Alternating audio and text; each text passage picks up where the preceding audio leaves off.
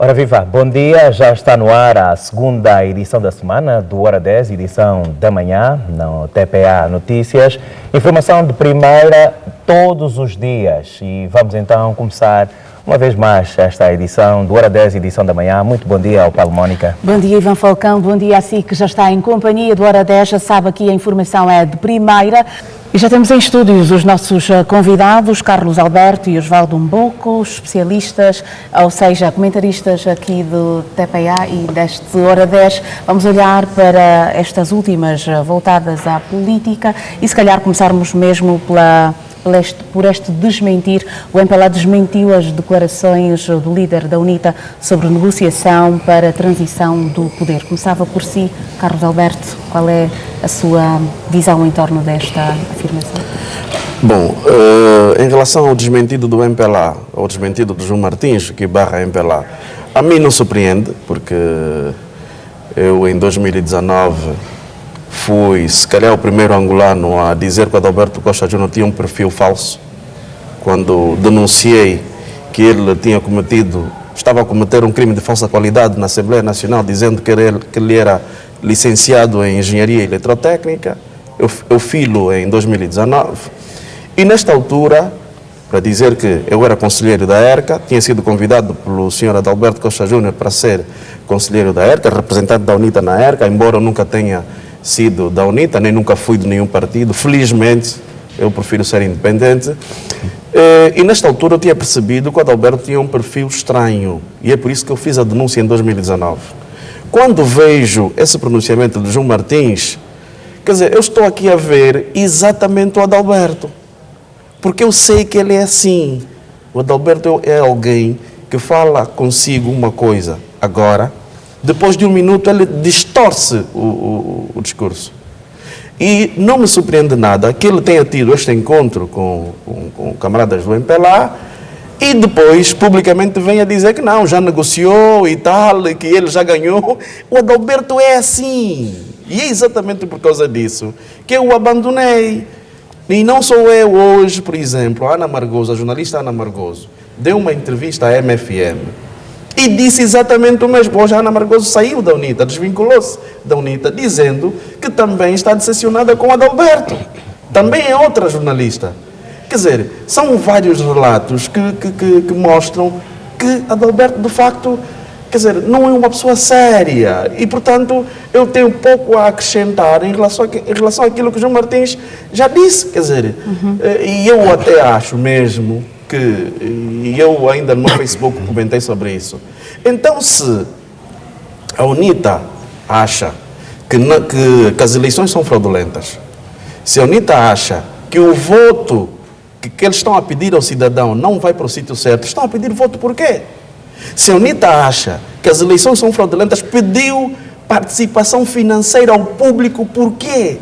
E nem sequer ainda fez contas sobre a tal participação do público em relação a isso. Também Osvaldo Mboco, qual é a sua percepção em torno deste desmentido do MPLA? Não, a primeira nota circunstancial que é importante avançar é que a conferência de imprensa do MPLA resulta dos pronunciamentos feitos pelo presidente da UNITA, Adalberto Costa Júnior, no âmbito de uma das suas atividades, que dava conta que houve um encontro entre altas figuras do MPLA para negociar a transição. Este é o primeiro elemento. Agora, é normal que exista concertações políticas entre os partidos políticos sobre determinadas matérias de interesse, quer dos partidos políticos e quer de interesse nacional. É muito normal que exista isso em democracias, em países com democracias mais amadurecidas, essas concertações políticas vão sempre surgir. Agora, o que não é normal e que não é ético e que não é saudável é uma parte exteriorizar ou trazer o que foi supostamente concertado, os meandros da conversa para fora, num momento sensível politicamente como este.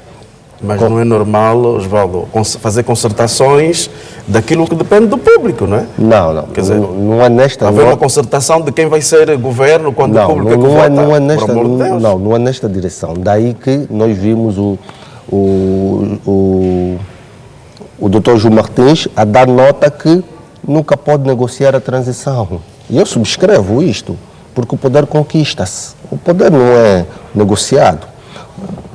A título de exemplo, Carlos, em 1992, a situação política e o contexto político-militar era muito mais difícil do que é hoje. Nem por isso o MPLA negociou o poder. O MPLA foi à competição política e venceu as eleições. O que eu estava aqui a trazer acima é que os políticos podem consertar determinadas matérias, determinadas questões. Isso é normal em política.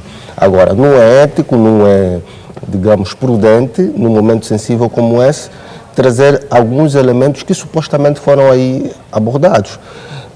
E a transição política não se pode ser negociada sem ânimos para um processo eleitoral. As eleições de 2022, ainda não decorreram. E não é sensato, não me parece também ser correto que o MPLA foi negociar a transição com a UNITA sem antes concorrer às eleições. Então, há aqui este elemento que... E depois é a mesma pessoa que diz que é a fraude eleitoral. Já está a negociar, afinal foi negociar, tentar negociar e depois vem ao público dizer que é a fraude. Não, há aqui uma contradição. Não, há aqui esses elementos que nós devemos trazer. E eu tenho estado a defender o seguinte, quer o MPLA, quer a UNITA, têm responsabilidades acrescidas neste processo eleitoral. São as duas maiores forças políticas. São os partidos políticos que têm mais militantes. E se repararmos, a nossa competição política ela tem gravitado entre esses dois partidos políticos, quer o MPLA, quer a UNITA, desde 92, 2008, 2012, 2017. Basta olharmos para os resultados. Daí que algumas vezes eu me atrevo a dizer que nós estamos a caminhar para um bipartidarismo imperfeito. Por que um bipartidarismo imperfeito? Porque temos essas duas forças políticas que de facto galvanizam a competição política. Então, é recomendável, quer para a UNITA, quer para o MPLA, que nesta altura a abordagem que vão fazer, os discursos que vão fazer, tem que ser com uma dose de maior responsabilidade, tendo em linha de atenção o período pós-eleitoral que tem a ver com a divulgação dos resultados eleitorais. Porque tem existido irresponsabilidade por parte? Não, os discursos muito musculados. E é normal que existam, de facto, farpas políticas dentro do quadro da competição política. Mas temos que olhar para o nível de instrução política e eleitoral dos nossos eleitores, para essa redundância, maioritariamente. A educação política que se tem, porque eu tenho estado a defender que as massas não pensam, as massas seguem. Infelizmente. Infelizmente, temos que ter esse cuidado. Nós temos muita massa aqui a seguir. Claramente, temos que olhar a nossa própria realidade com profundidade e esses dois partidos políticos têm, de facto, responsabilidades acrescidas nesse processo. Foi num outro espaço noticioso que eu defendi que poderia ter existido um pacto de concertação entre o MPLA e a UNITA, quando o candidato João Lourenço recuou até a nossa história para trazer alguns elementos. E ele só fê-lo porque a UNITA construiu uma campanha política que não olha para os 5 anos de governação do presidente João Lourenço, mas olha para os 46 anos de governação do MPLA. Logo, os dois partidos políticos, eles têm passivos. E, na altura, o presidente João Lourenço, o candidato, sentiu-se também no direito de recuar para o passado. Então, se houvesse uma concertação política entre essas duas forças políticas com responsabilidade em dizer o seguinte, tá bem, vamos para o pleito eleitoral também. A nossa abordagem é do quinquênio, do último quinquênio, e não se fala de determinados assuntos do passado porque nós os dois estamos passivos nessa história. Também é normal que se faça esse tipo de concertações políticas, cara. Sim, para a estabilidade, para o interesse.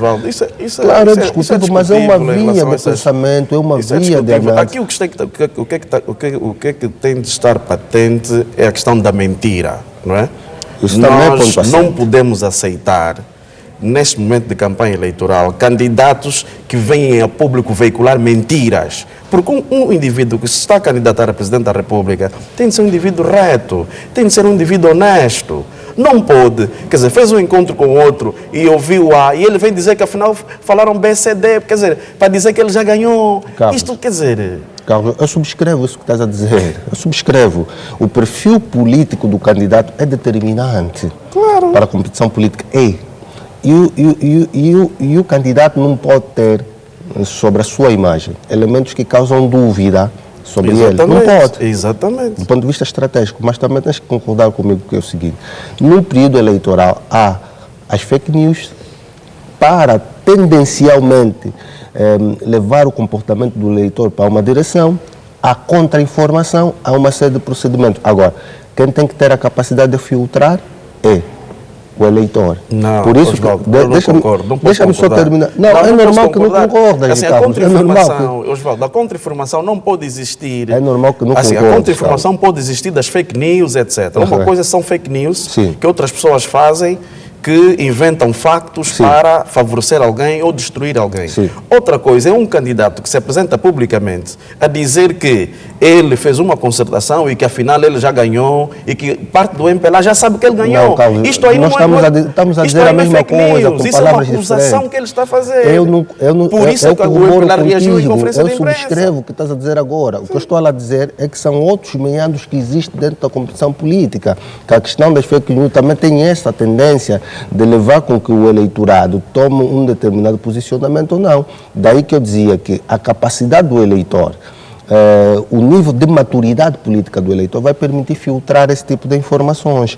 Porque os nossos partidos políticos, os nossos candidatos a essas eleições só trazem informações, propostas de programas irrealizáveis porque nós não temos um eleitorado bastante exigente. Exatamente. Por isso, porque quando o eleitor foi mais exigente, foi muito mais instruído, mais esclarecido, o próprio político sabe que esta comunicação não vai passar. Exatamente. É nessa direção que eu estou a levar a minha narrativa. Porque eu subscrevo na íntegra que estás a dizer, o perfil do candidato para mim é extremamente importante. Claramente. Um candidato não pode ter um perfil que é duvidoso. Exatamente. Um candidato não pode construir a sua imagem sobre mentiras ou outras questões mais. Deve ser vertical. E a par disto, há elementos aqui que nos permitem analisar isto. Porque se não houvesse, de facto, o pronunciamento por parte do candidato da UNITA, eu acredito que o MPLA jamais viria público para desmentir este posicionamento. Porque o que aconteceu aqui é o desmentir por parte do MPLA fruto do pronunciamento feito pelo candidato da UNITA. Exatamente. Ontem também João Martins, secretário do Birro Político do MPLA, desdramatizou a existência de pessoas falecidas no ficheiro de cidadãos maiores em posse da CNE e no Tribunal Constitucional. Qual é o vosso parecer em relação a esta pontualização sobre este facto que também está a criar muito alvoroço nas redes sociais, principalmente? Eu, enquanto diretor do Portal da Denúncia, tentei contactar, na altura, o ministro da Administração do Território, Marci Lopes, para esclarecer sobre este assunto. Infelizmente ele não falou e fiz uma crítica pública em relação a isso. Penso que na altura Marci Lopes devia esclarecer este assunto quando veio à tona. O presidente da KCE, Manuel Fernandes, no encontro que manteve com jornalistas em que eu fui convidado, ou para o qual eu fui convidado, ele praticamente disse e quase o mesmo que João Martins. Ou seja, desvalorizou esta questão. E desvalorizou por quê? E eu aqui também concordo em relação a isso, embora eu ache que o processo deve ser o mais transparente possível e o nível de abstenções digam também alguma coisa em relação ao processo eleitoral. Porque as abstenções, os números em si falam, ok? Neste aspecto eu dou uma nota negativa, mas há aqui uma coisa muito interessante que Manuel Fernandes disse, que coincide com João Martins, que é o voto real não depende das abstenções. O voto real depende de quem vai votar.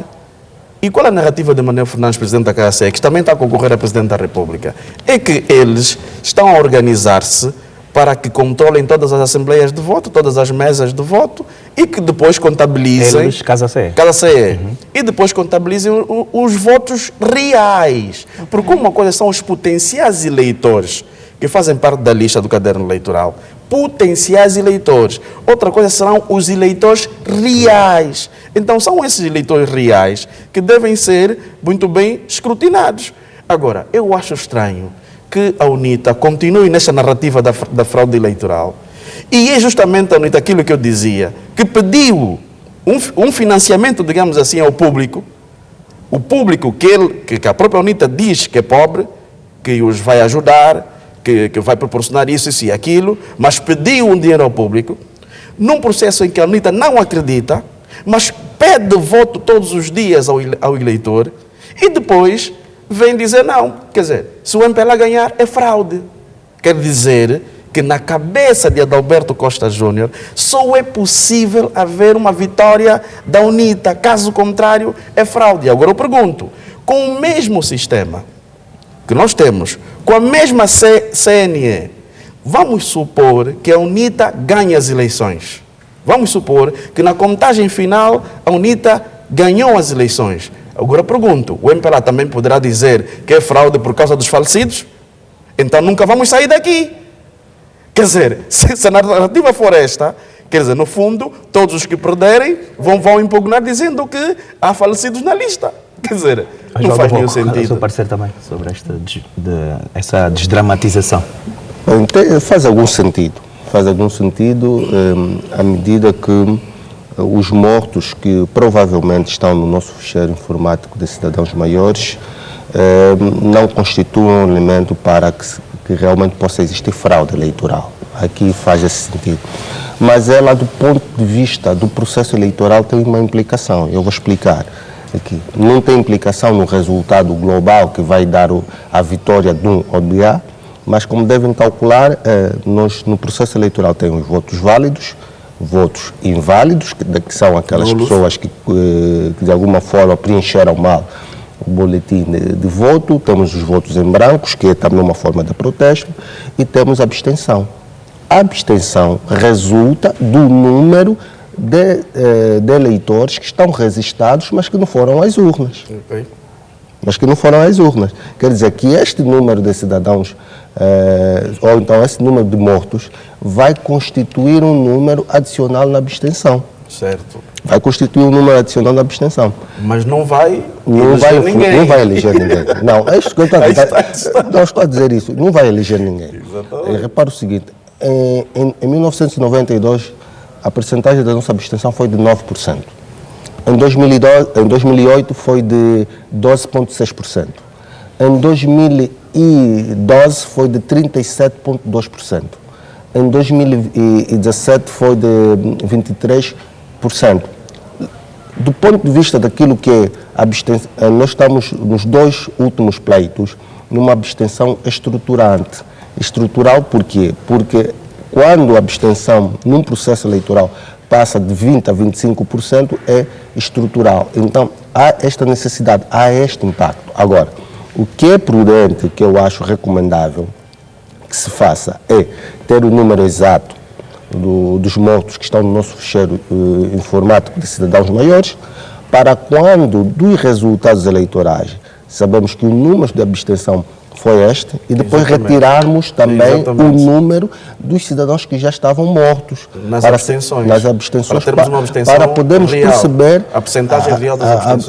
A percentagem real da abstenção, porque é extremamente estruturante, porque o processo eleitoral, a abstenção, é um fenômeno que vai decorrendo hoje por todo o mundo, dentro do quadro da competição política eleitoral, mas não é saudável quando a abstenção passa os 50%, 40%. Não, é um sinal que os eleitores não acreditam nos processos eleitorais, que desconfiam dos próprios políticos, não há credibilidade e não é bom para... E essa narrativa favorece até quem está no poder aqui, digamos, quem sempre esteve no poder, o MPLA, porque vamos supor que o MPLA, aliás, pelo histórico da Angola, o MPLA tem a sua base eleitoral praticamente fixa, com exceção de um ou outro que depois fica descontente, que depois vai fazer parte da lista da UNITA e tal, não é? O que acontece também na própria UNITA, há também descontentes na UNITA que vão votar eventualmente no MPLA. Fora disso, há uma base eleitoral praticamente fixa.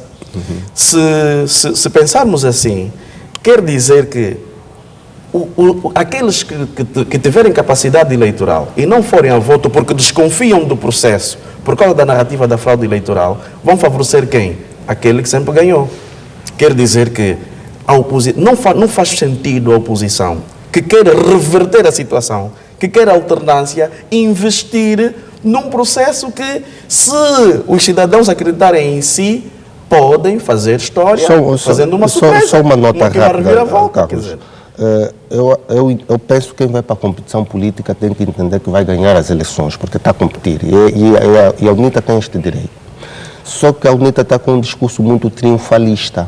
Exatamente. E esse discurso triunfalista, que provavelmente se perca as eleições, não aceita o resultado das eleições, é perigoso. E eu acho que isso vai para acontecer. a própria estabilidade do próprio processo em época pós-eleitoral. É muito perigoso isto. Então, exatamente. A UNITA tem que ter uma outra narrativa de competição política, menos radical, e fazer, de facto, a sua campanha eleitoral e atingir os seus objetivos. Como eu disse inicialmente, a UNITA e o MPLA têm responsabilidades acrescidas no processo eleitoral. Exatamente. Muito bem, o processo eleitoral continua.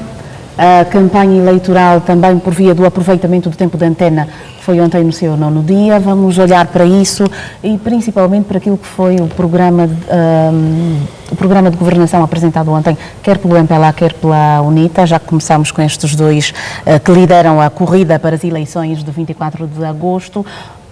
Vamos olhar para a forma como começou esta semana, não é?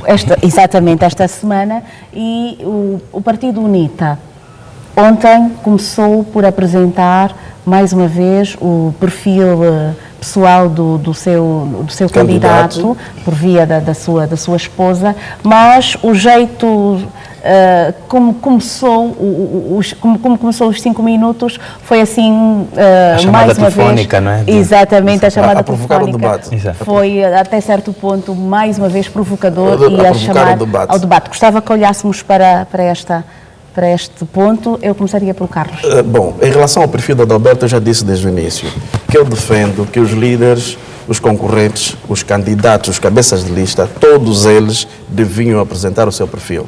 Todos. Também critiquei que João Lourenço devia também apresentar o seu perfil sobre questões que pesam sobre si, dúvidas se nasceu em Angola, se é licenciado em História, da mesma forma que critiquei o senhor Adalberto Costa Júnior, que principalmente porque eu o denunciei, aliás, houve notícias que falaram sobre a sua suposta licenciatura em Engenharia, era importante que ele, nesta campanha eleitoral, viesse aos angolanos dizer: olha, eu sou licenciado, está aqui o meu diploma, licenciei ministro naquilo e naquilo. Okay? O mesmo que fez quando se candidatou a presidente da UNITA. É um desrespeito aos angolanos ele ignorar este facto. Porque ele, quando se candidatou para presidente da UNITA, ele fez isso, mostrou o seu perfil, supostamente, o seu perfil. Então, eu esperava que Adalberto Costa Júnior, se é para falar sobre o seu perfil, que não fosse a esposa, que fosse ele próprio a dirigir-se aos angolanos e dizer o que é que se passa em relação à sua nacionalidade e o que é que se passa em relação à sua formação. Em relação ao que a esposa disse, bom, para mim são coisas de fé de ver, para mim não acrescentam absolutamente nada. Eu já disse que gostava que o senhor Adalberto ou outro candidato da sua lista mostrassem aquilo que vão fazer de facto para Angola, que é isso que me importa. Agora, estas pirotecnias de mexer no telemóvel, dizer, não, olha, pensei que fosse coisa de... Isso para mim, quer dizer... Isso é mesmo só para enganar o público, quer dizer, e dizer que não, foi criativo, mas foi criativo, trouxe o quê? Quer dizer, e depois há outra coisa, eu não percebo porque é que o senhor Adalberto Costa Júnior continua a insistir na pirotecnia de telemóveis, chamadas de João Lourenço, a chamar o debate, quando ele próprio já chamou outro de hipócrita e cobarde. Quer dizer, eu não sei, eu no lugar de João Lourenço, já me chamou de hipócrita e cobarde, vou mais a debate com ele. Quer dizer, então se ele quis um debate ameno, quer dizer, de discutir ideia, discutir país, estamos a chamar nomes. Quer dizer, sejamos mais ou menos razoáveis, não é? Quer dizer, enfim. Osvaldo Mboco, qual é a sua visão? Bem, começo pela UNITA, pelo MPLA. Comece onde puder. Tempo de antena do MPLA. Confesso que gostei, porque o candidato João Lourenço trouxe um elemento estruturante, que é a agricultura. A potencialização da agricultura. Claramente. Infelizmente, nós temos estado mal neste setor e foi bom ouvir que estratégia tem para galvanizar o setor da agricultura, que é um setor que concorre para a sustentabilidade alimentar ou segurança alimentar, se preferirmos, que concorre também para reduzir o número acentuado de desempregados. E temos que olhar aqui que a agricultura, há uma série de fatores que também devem ser equacionados. Por exemplo, a questão da eletricidade, as vias de acessos que entram nos campos, as vias secundárias e terciárias, a questão da própria industrialização em si. Dados da FAO de 2011 dava conta que Angola é o 16º país ao nível do mundo com terras mais aráveis para se cultivar, com mais de 2 milhões de hectares, por exemplo, férteis para este procedimento. Mas, estranhamente, no boletim do Conselho Nacional de Carregadores de 2013, dos 100 produtos que nós exportávamos da China, nós ainda tínhamos óleo de palma, arroz, trigo,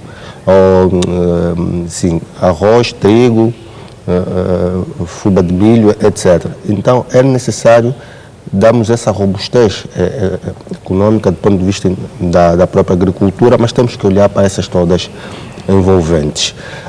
E também ontem ficou claro o convite para quem queira investir na agricultura e que, caso vença as eleições, o governo de João Lourenço poderá apoiar. Não, mas não é uma narrativa nova, nós temos isso como uma narrativa antiga. O nosso saudoso presidente Agostinho Neto já disse que a agricultura é a base e a indústria é o fator decisivo. Então nós temos que olhar onde é que nós estamos a falhar. Não, e este convite de João Lourenço também para pessoas investirem na agricultura não é um Só que também temos que olhar o seguinte, Carlos, nós já tivemos empresários que se beneficiaram de investimentos para esse tipo de atividade que acabaram não fazendo. Então, há que se controlar futuramente quem provavelmente venha a receber esses financiamentos. Há que se controlar e há que se sancionar também. Agora, olhando para o tempo de antena da UNITA, realmente o candidato Adalberto começou novamente a provocar o debate, que isso também é normal, olhando para o ponto de vista da opção política, dos ganhos políticos, porque a UNITA entende que um debate político poderá reter a vantagem. O MPLA entende, é uma questão de opção política que não interessa agora fazer um debate nesses moldes. Mas, Osvaldo, tirar vantagem em que se até agora não há ideias?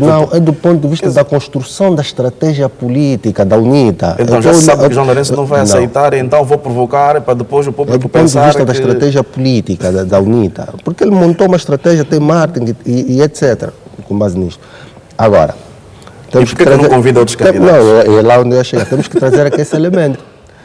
O vice-presidente da APN, o pastor Noé Mateus, também convidou o engenheiro Adalberto para fazer um debate. Poderia ser a primeira, aceitou, né? Poderia ser a primeira experiência, o presidente da UNITA aceitar o debate, fazer o debate com o vice-presidente da APN, até para mostrar que o seu interesse é de debater com todos os outros candidatos. Se calhar não só aí, porque não estão no mesmo nível de hierarquia, né? Se calhar com o próprio Quintino Moreira, não é? Mas que porque aí porque ele está a candidatar-se como Presidente da República. Seria melhor que fosse aí em termos hierárquicos, por uma questão de lógica. Também né? poderia ser, aí também não com o vice-presidente, aí também eu não concordaria. Mas pronto, é discutível isto. Sim. Agora, olhando para a APN, eu olho para o vice-presidente da APN, o pastor Noé Mateus, um indivíduo que é um político para o futuro.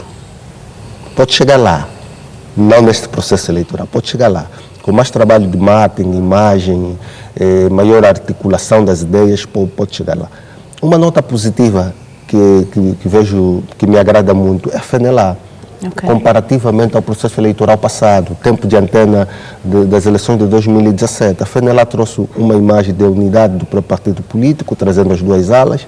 Está muito dinâmico em termos de layout, da imagem que traz para a televisão. Nem parece o partido político de 2017, mas continua a pecar no conteúdo da informação que vai passando, e a FENELA precisa, de facto, de rejuvenescer as suas bases. Bela Malaquia traz o centro da sua abordagem na valorização e na humanização de uma série de serviços, etc., e do próprio angolano. Que também são sempre ideias soltas. Ia chegar lá, são ideias soltas, são ideias que não estão bem estruturadas. Deveria também se rever isto numa segunda semana de competição política, já era a altura para se retirar os primeiros erros que foram cometidos. A Casa C saiu de uma narrativa que dominou a sua primeira semana, que era simplesmente expor as falhas de governação do MPLA, fazer o diagnóstico quando os problemas são subejamente conhecidos pelos angolanos. O que os angolanos querem é que a Casa C apresente soluções. E a Casa C agora entrou neste ritmo, me parece que sim. E apresentou também uma ideia de um parlamento bicamaral. Sim, me parece que sim. O PRS continua muito ancorado das suas ideias que dão origem ao partido, que é o federalismo, etc., que deveria repensar isto.